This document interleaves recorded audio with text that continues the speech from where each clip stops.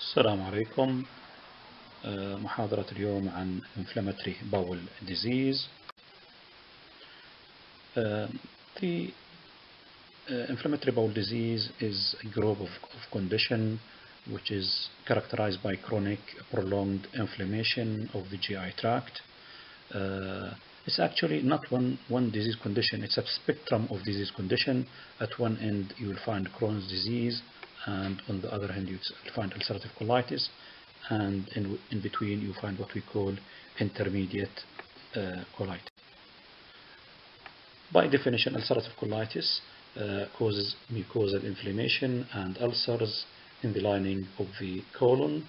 Meanwhile, Crohn's disease is a chronic relapsing and remitting inflammatory condition affecting any part of the GI tract from the mouth to the anus.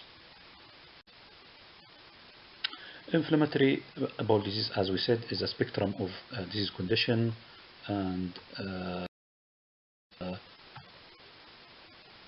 the pathogenesis of inflammatory bowel disease is not well known. One potential cause is microbial pathogen coming into contact with the mucosa of the GI tract and resulting in an effective immune response. Other possible mediators are dietary antigens or non-pathogenic microbes, also causing abnormal or ineffective immune response. And the third potential pathophysiological mechanism is some sort of luminal antigen, which causes abnormal immune response, and the immune response could be to that antigen or to itself antigen. And in this slide, just to illustrate the histology of the bowel, so you can see here the lumen, and we have these are the opening of the crypt of Leiberkuchen.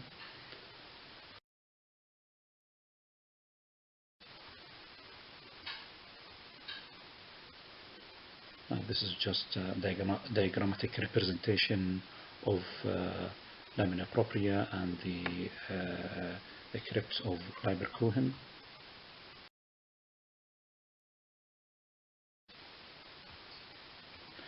The next layer is lamina propria.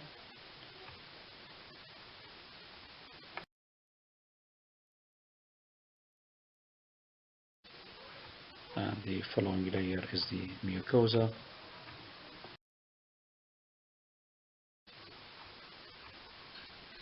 And you'll find lymphatic nodules or aggregation of lymphatic tissue in the mucosa. And the next layer is the muscularis mucosa, and then followed by mucosa, and the muscular layer, as you are aware, comprised of the circular and duodenal muscles, and the layer or the outermost layer is the serosa. Just this is a reminder, and this is what the actual layers look like under the microscope. So you can see here is the mucosa, the muscularis mucosa, submucosa, muscle layer, the serosa. And this is the crypt of Leiberkuchen magnified under the microscope. And these are the crypt of Leiberkuchen.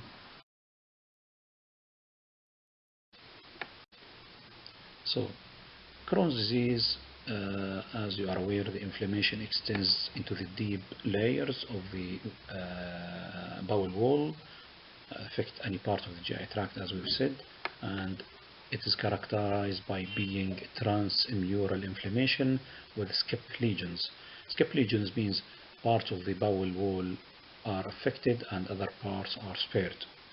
The most common sites affected: 50% the ileocolic, 30% ileal, and 20% colic region. And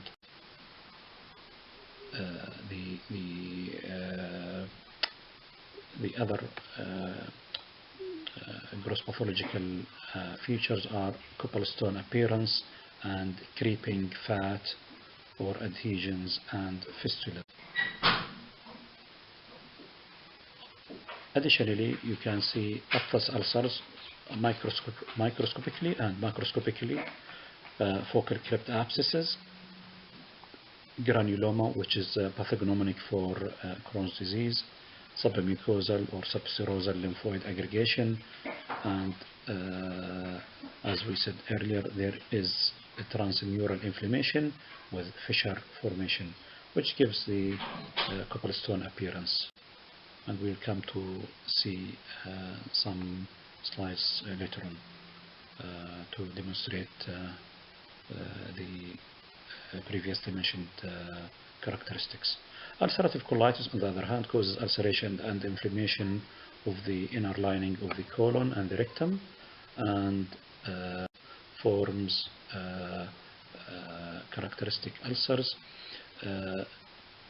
The most common affected sites are the rectum, but it can extend proximally and it can involve all of the colon or the major part of the colon. It does not have scap lesion as in Crohn's, so it spreads in continuity. The disease can be classified into mild, moderate, and severe or fulminant. So the mild cases, grossly, the mucosa will look erythematous and like sandpaper due to the edema and granularity of the mucosa. Marked, there will be moderate disease. You will find marked erythema with coarse granularity and touch bleeding or contact bleeding, but there is no ulceration. Severe cases, there will be spontaneous bleeding and the edema is much more profound, and you will find ulceration and it's characteristically like collar button ulcer. Long-standing, there will be due to the inflammation and loss of the mucosa, epithelial regeneration, and therefore you'll find pseudopolyps, mucosal atrophy, and this longevity or chronicity of the condition could be pre-malignant. The chronic inflammation and fibrosis eventually lead to shortening and narrowing of the colon. Fulminant disease or toxic colitis or megacolon is also one of the classes. So the ulcers which you will find in inflammatory bowel disease and in particular Crohn's disease resemble the ulcers you'll see in Badger disease, which are punched out ulceration of the oral cavity, and you can see there is quite similarity and resemblance between the ulcers of the oral cavity of Badger disease and the aphthous ulcer seen in Crohn's disease. And aphthous from the Greek word ophoid, which resembles thrush.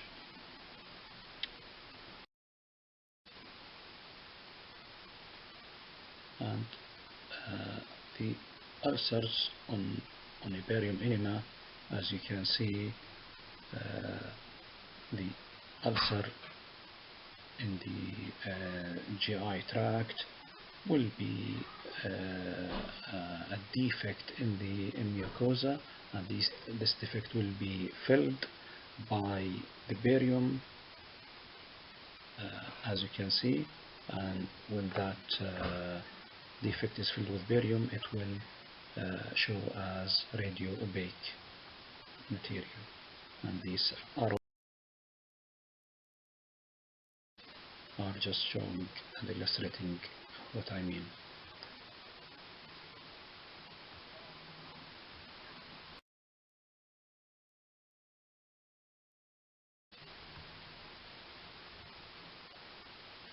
In between the ulcers, the mucosa will be edematous, so there will be a little bit of radial,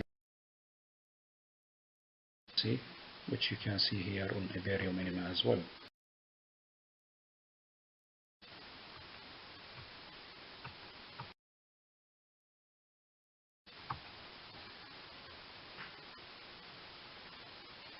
Aphthous ulcers are not pathognomonic to Crohn's disease, as you will find them in infectious diseases such as Yersinia.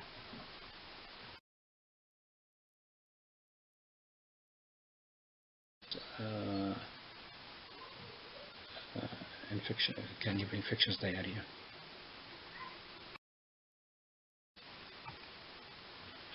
This is the gross pathological appearance of ulcerative colitis with pseudopolyps. So pseudopolyps are not true polyps, it's just inflammation and swelling of the mucosa, and in between the pseudopolyps the mucosa is destroyed, which makes even the normal swollen mucosa more prominent to look like a polyp, but they are not true polyp, they are just inflamed edematous mucosa. And this is just to demonstrate what I've said earlier. You can see here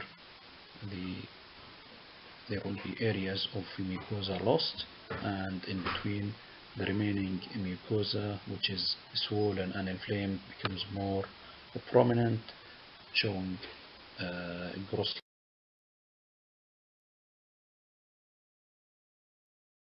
as pseudopolyp.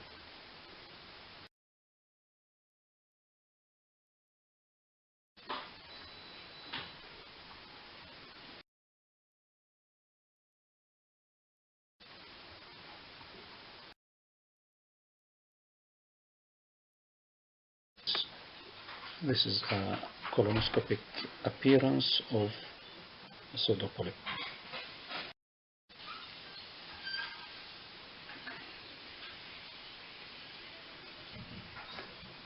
The barium enema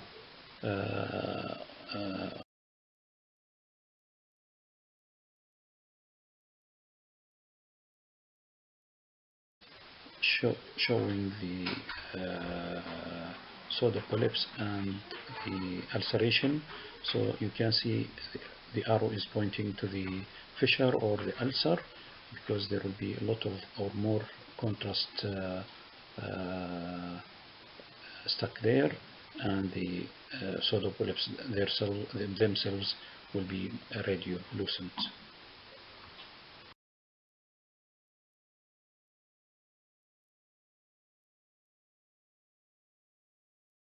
Demonstrate to you how to correlate between the gross appearance on endoscopy and the appearance seen on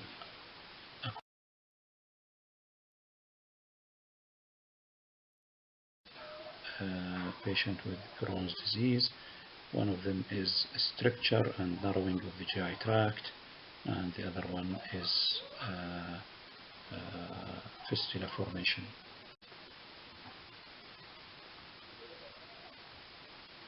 So this is just to show you the potential complication from Crohn's disease. Probably the most common is stenosis, which happens in 50% of all the complication which could happen. Inflammation 30%, fistula formation in 20%.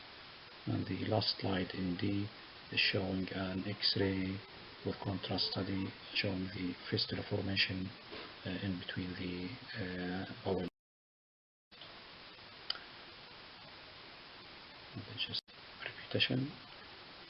So microscopically, there will be crypt atrophy and irregularity, superficial erosion with diffuse mixed inflammation and basal mastocytosis.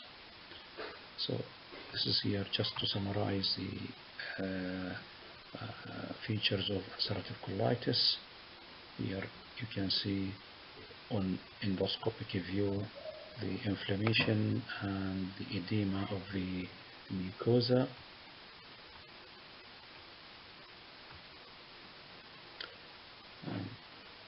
What you can see here on colonoscopy, you can appreciate on a barium enema, you can see here the fine granular appearance of the mucosa of the colon.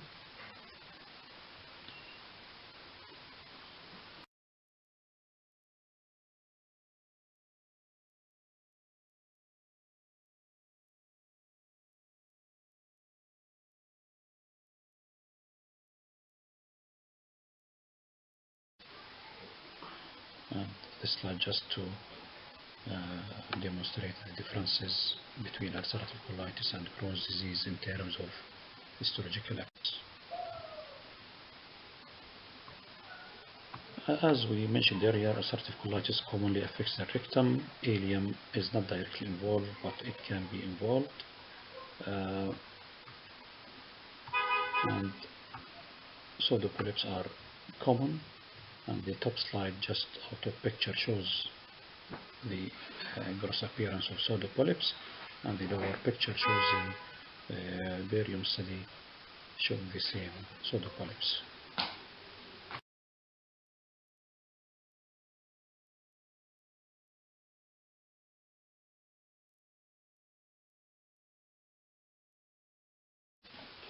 On an endoscopic view, how it is shown on a barium study, with the fissuring and the prominent mucosa.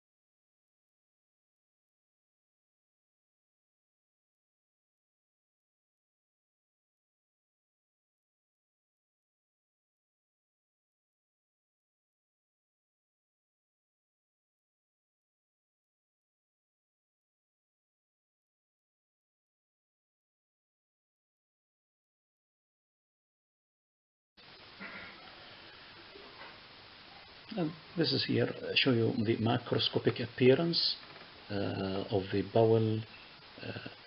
For example, Crohn's disease, you'll find fat wrapping or creeping to the antimesenteric border, and copperstone appearance on endoscopic view with the fissures and thickening of the bowel wall. Meanwhile, in ulcerative colitis, you'll see ulceration and pseudopolyp formation. And the next row of photos, you'll see the histological appearance, and in the last row you can see the endoscopic view. As we said, inflammatory bowel disease is a spectrum of disease condition, and in between you will find terms like collagenous colitis, lymphocyte colitis, Bahjat syndrome, intermediate colitis. And here again, just demonstrate the differences between ulcerative and Crohn's disease. Now, mentioning a little bit about epidemiology, ulcerative colitis is, as you're aware, more common in males.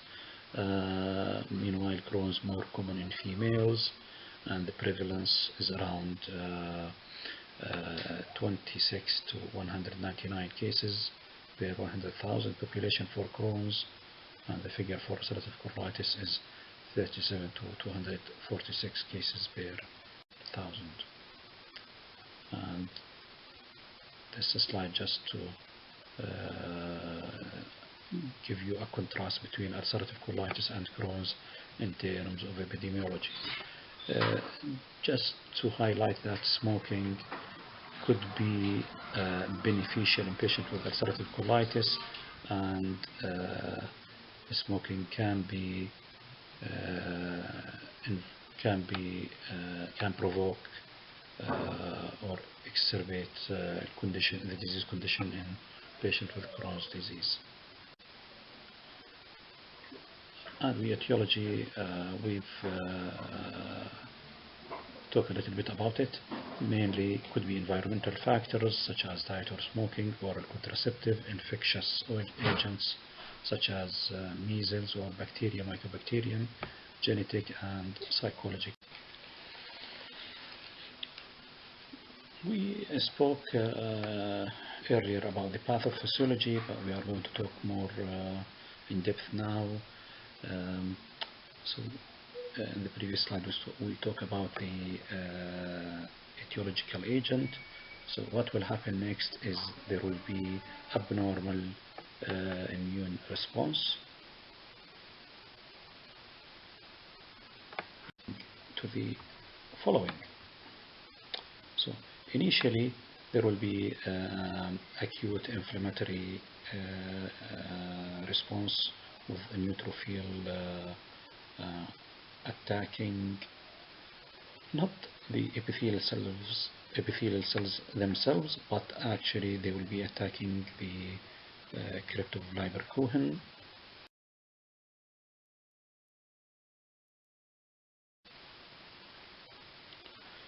And basically the base of the cryptoglyber Cohen. So this is histological appearance of active crypt injury and inflammation, and it's called cryptitis, and it's the hallmark of bowel disease. With the progression of the inflammation, there will be neutrophil aggregation and accumulation inside the crypt, forming crypt abscesses, and if that progress, it can spread deep or lateral. Typically in ulcerative colitis will spread lateral, and in Crohn's disease will spread deep into the muscular layer.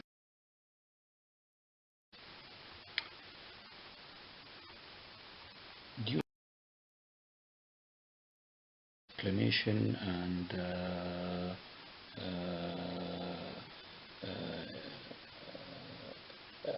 abscess formation, there will be loss of the mucosa and the mucosal loss will be shown as ulceration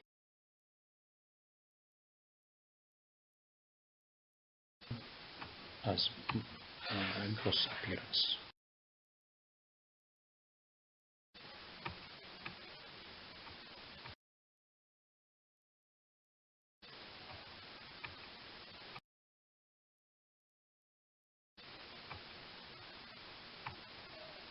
And this is the microscopic appearance of ulceration due to the spread of the cryptitis, crypt abscess, and lateral spread of the inflammation. The ulceration seen here could be seen in inflammatory bowel disease, but also could be seen in ischemic bowel.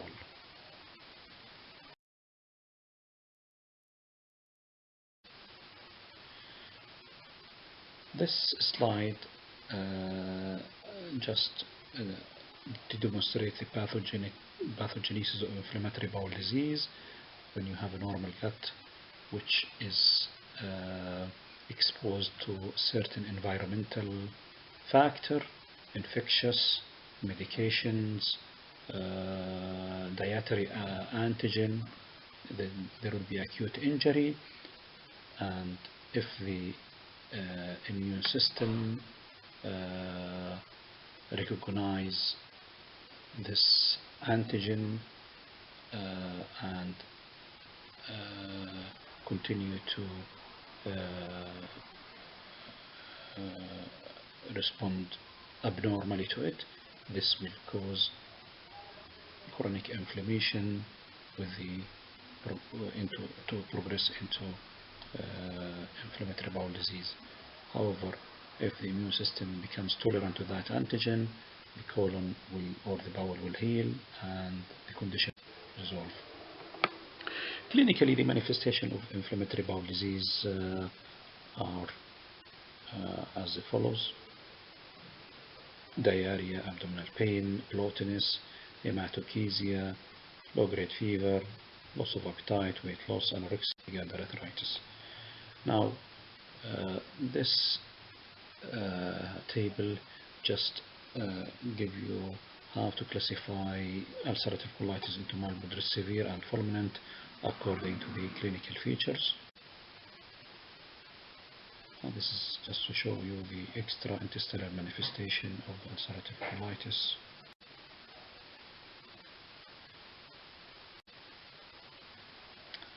So the way to diagnose people with ulcerative colitis: A, physical examination, endoscopy and biopsy. Radiology is also can be helpful, and blood test as well. So the examination things to look for are oral aphthous ulcers, abdominal tenderness, anal skin tags, fissures, fistula, nutritional deficiencies, and growth retardation in children. Colonoscopy probably is the gold standard to diagnose inflammatory bowel disease. And what you'll see is all the features that we mentioned earlier, either for ulcerative or Crohn's, could be seen with aphthous ulceration, deep ulceration, pseudopolyps, etc.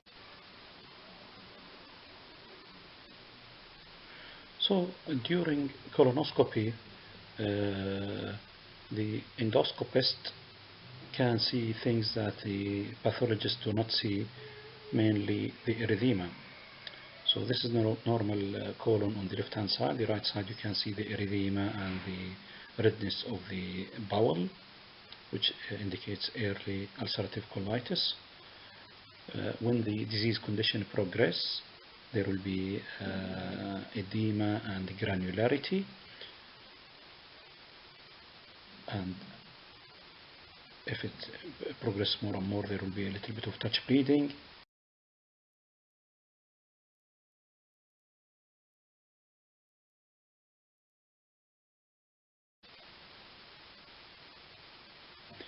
So the barium study here, you can see on the left hand side the barium study, and it shows in a tangential view the granularity of the mucosa, and This is another view.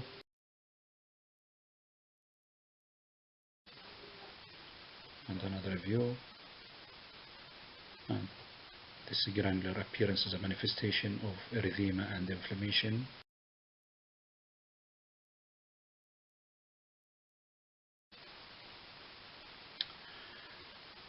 But it's not a typical feature of ulcerative colitis. You can see it in Crohn's disease early stages.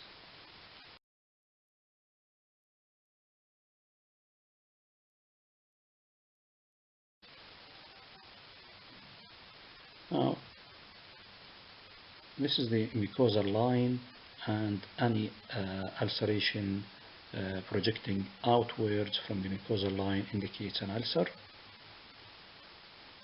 as I'm showing here.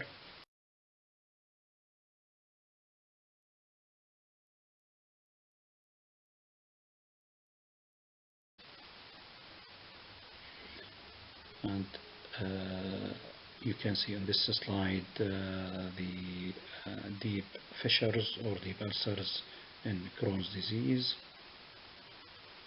as these yellow arrows or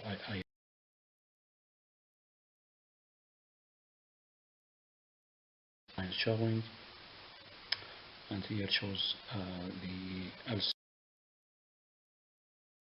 in the acute stage of ulcerative colitis. Biopsy is the gold standard to diagnose inflammatory bowel disease and differentiate which type. Barium enema, also we've seen plenty of photos earlier showing various features of ulcerative and Crohn's disease.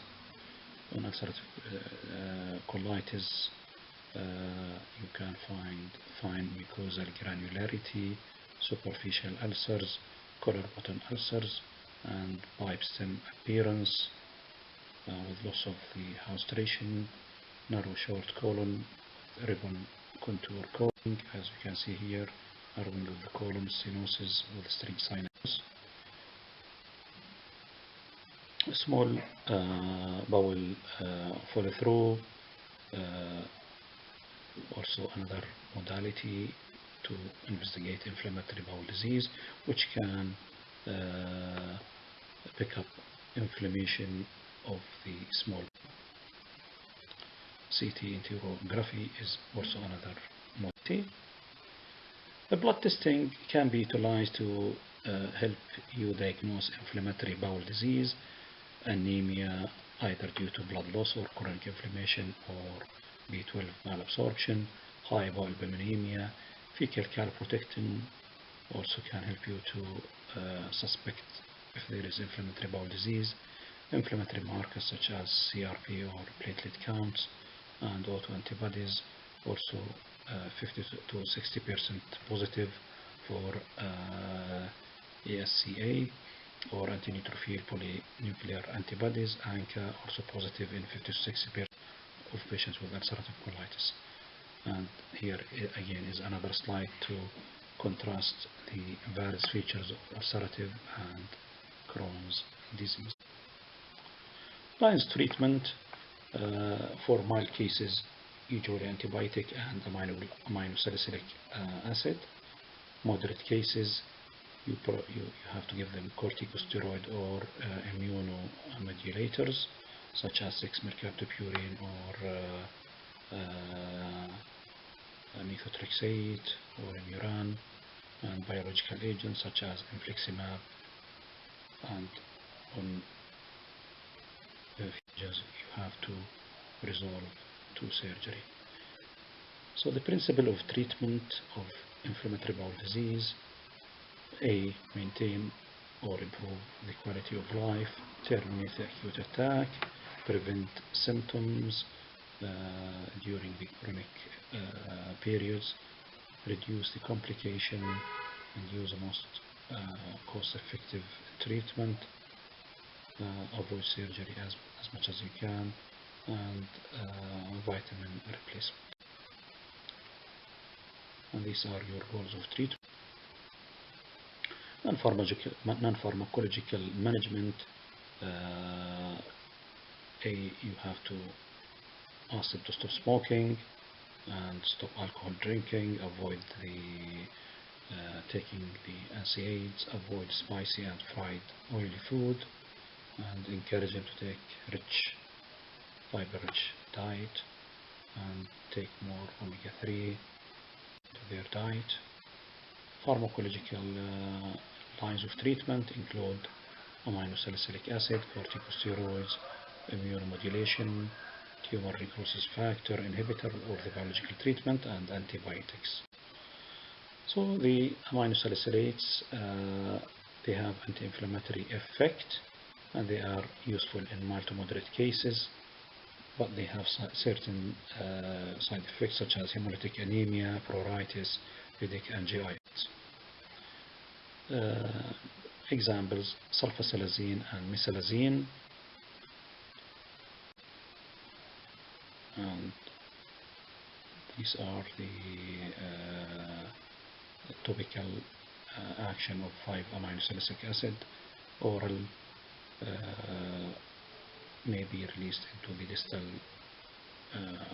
ileum or colon. Liquid enemas can reach a splenic fracture. Suppositories reach the upper rectum about 15 to 20 centimeters, the anal verge. The corticosteroids given in a dose of 1 mg per kg per day are effective in reducing the disease activity and enhancing or inducing remission. But as you are aware, they have certain side effects that you should be aware of.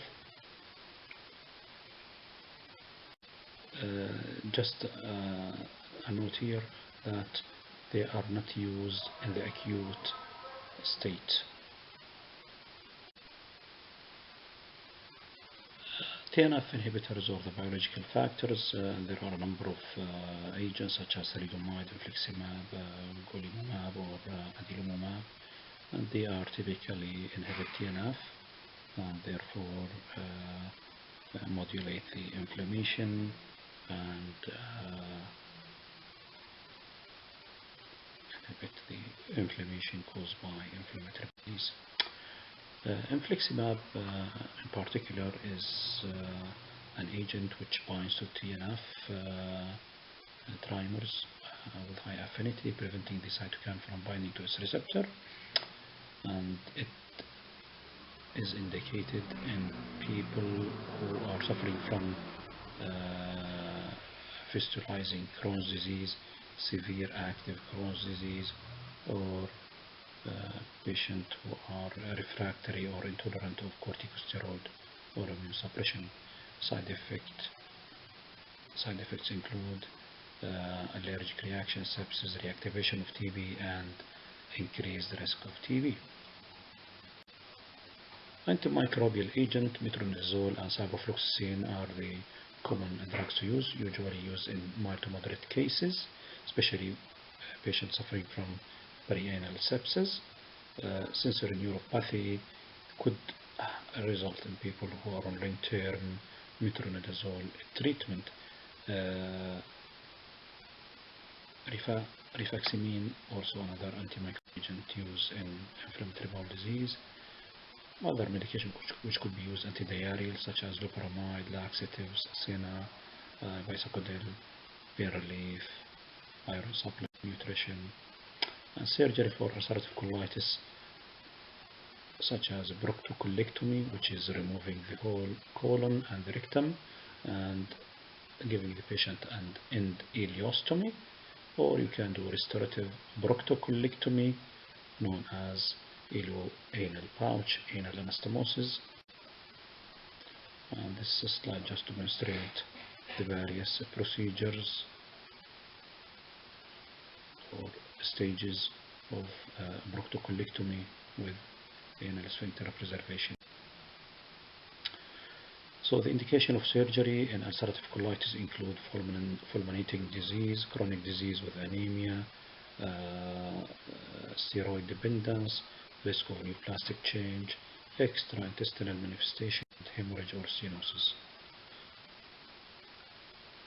Crohn's disease, on the other hand, we try to spare them surgery as much as you can, and if you are going to do surgery, make it conservative and limited also as much as you can. For example, rather than doing resection anastomosis, it's better to do structuroplasty, and that will spare them. Other indications in addition to intestinal stenosis include abscess, fistula formation, and colectomy, proctocolectomy for certain